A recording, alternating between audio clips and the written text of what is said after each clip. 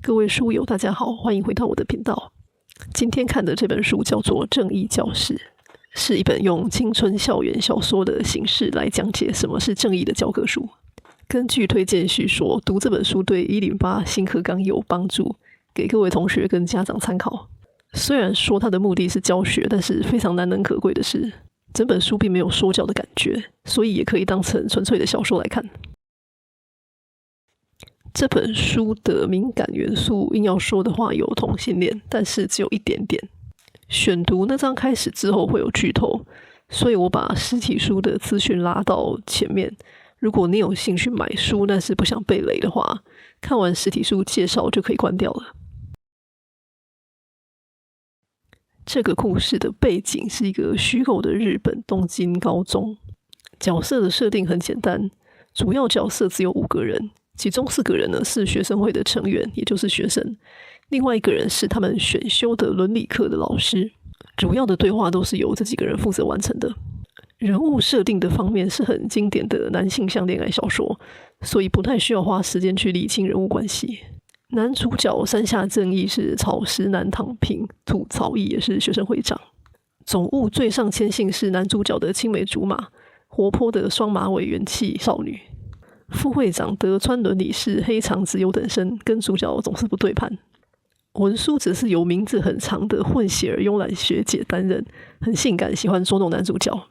以上有没有闻到一股很浓的阿宅味？我觉得他没有说教感，有一部分的原因可能是因为宅味很浓。好，不是啦，是因为故事的节奏呢真的掌握得很好。看主角的名字应该看得出来他们在故事里面扮演的角色。这个故事主要就是由3个女生围着男主角打转。这3个女生对于正义的理念分别是以幸福的程度、良心伦理跟自由为中心。男主角呢则是不相信正义的厌世派。但是他们4个人是分别经历了各自的创伤才变成现在这个价值观。整个故事也是透过4个人在伦理课上面讨论究竟要该用什么价值去衡量正义，过程中也一一的帮他们解开心结。虽然内容大部分是上课，但是举的例子都蛮现实的，完全不会很幼稚。有一些甚至还蛮残酷的，例如在书的封面提到的，你如果是一个休假的消防员遇到火灾，在很多小孩跟自己的小孩两边，你要救哪一边才是正义？3个女生的价值观其实分别对应功利主义、自由主义跟直观主义，这点由他们的名字、谦信、自由跟伦理应该看得出来。全书9个章节就是对这3个主义展开探讨，老师也会在过程中跟学生辩论，还有附带一些简单的哲学史。过程中会讲到很多哲学家，也有一些我不认识的哲学家，但是他理念都讲解得很清楚，所以我觉得没有经验应该也是看得懂。这个作者蛮强的，他是公司老板，然后写书是以部落格起家的，因为很畅销，所以后来就出书。我有一点意外，因为我一直以为现在没有什么人在看部落格，但是看起来不管是什么领域，最顶尖的那一块都还是有市场。我简单的介绍一下书里面主要的3大主题。这3个主题的目的都是要找出最符合社会正义的做法。功利主义的目的是让所有人的体感幸福程度都达到最大值，其中面临的难题就是幸福的程度要怎么计算，以及负责分配资源的掌权者会不会变成极权主义。自由主义的观点就是自由即正义，即使这个自由的后果不幸福，它也是正义，要最大程度的去保障自由意志，跟功利主义大致上是有点相反的做法。但是相对的，笨蛋的行为是否要保障，例如说我们是否可以吸毒或者是自杀，就是他的问题。直观主义也可以说是宗教主义，这个主义认为良心就是正义，所以他没有办法用逻辑理性来解释这个东西。但是蛮让我意外的是，它的起源居然是苏格拉底跟柏拉图。他们觉得世界上存在绝对的正义跟善，但是反面就是会带来宗教战争、善意的谎言以及无法理性的讨论善这个概念。书里面对每一个主义都会提供很多很实用的例子，我觉得拿来判断世界上大部分的难题算是绰绰有余，但是正义很难有一个十全十美的答案。接下来是实体书的相关资讯。这本书是2020年8月28日由三彩文化发行，定价380。它的实体跟一般轻小说是差不多的形式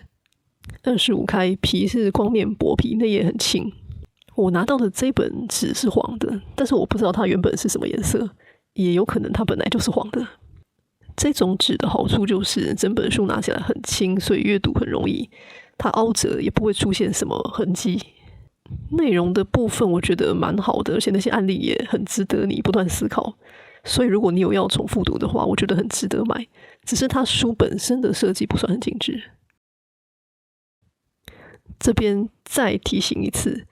底下有小说剧情的剧透，包含结局。如果不想知道的话，这里就要关掉。如果你想知道的话，就继续听下去。其实一般的书我并不会特别的想要谈个人心得，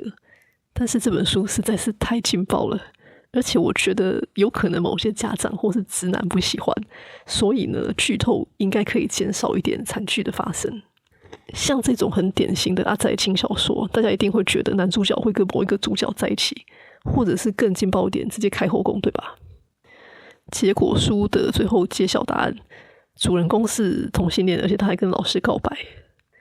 书里面并没有非常直白的写出来，所以我本来也有点不敢相信，就上网搜寻求证。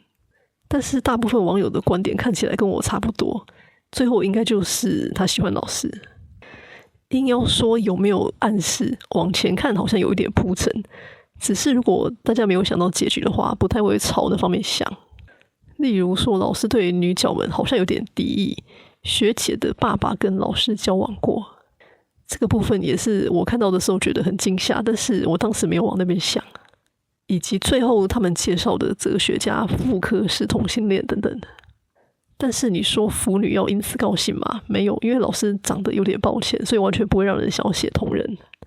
但是这本书厉害的是，它没有那种硬是要反转的感觉，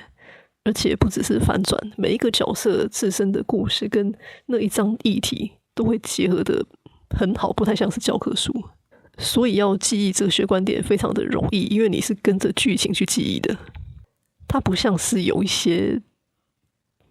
硬要做成故事或是漫画的教科书，你感觉它只是把文章平均分配给里面的角色念课文的那种感觉。这本书另外一个大爆点就是封面的那个伦理难题，消防员要救自己的女儿还是要救其他小朋友的那个难题，当事人就是女主角伦理的爸爸，所以伦理才会异常坚持舍己为人的正义观。我算是哲学零基础的人，这个里面也出现了很多我不认识的哲学家，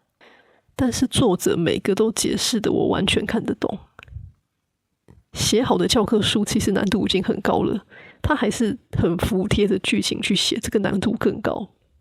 所以除了想了解哲学之外，我也蛮推荐想写这种问题的人可以借这本或是买这本来观摩，